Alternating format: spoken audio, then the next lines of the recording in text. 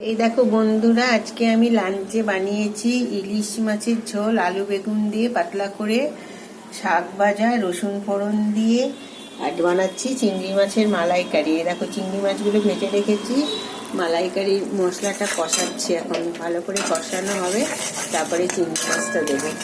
আর এইদিকে হচ্ছে ভাত ফুটছে, আর হচ্ছে চিংড়ি মাছ ভাজিয়ে ভেজে রেখেছি, শাক। আজকে আমার এই সিম্পল মেনু। এই দেখো চিংড়ি মাছটা ভালো করে মশলাটা কষিয়ে নেব, নেওয়ার পরে তারপরে এর মধ্যে চিংড়ি মাছগুলো দেবো। এই দেখো চিংড়ি মাছ, ভাজা চিংড়ি মাছগুলো এর মধ্যে দিলাম। আজকে নারকেলটা চিনিয়ে দিয়েছি, আজকে আর নারকেলের দুধটা আলাদা করে বের করে দিইনি। রোজদিন তো দুধটা বের করে দিই, আজকে এমনি করলাম। দেখি কেমন হয় খেতে, মনে হয় ভালোই হবে। ভালো করে কষাতে হবে, ভালো করে কষিয়ে নিয়ে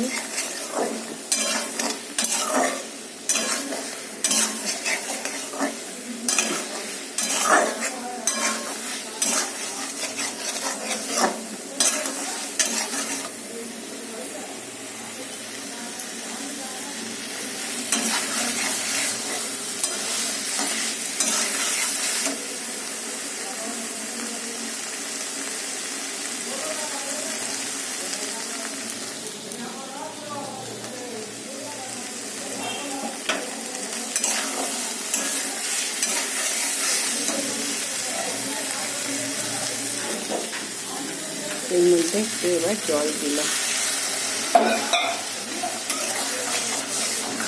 জল দিয়ে এবার একটু ঢেকে দেবো।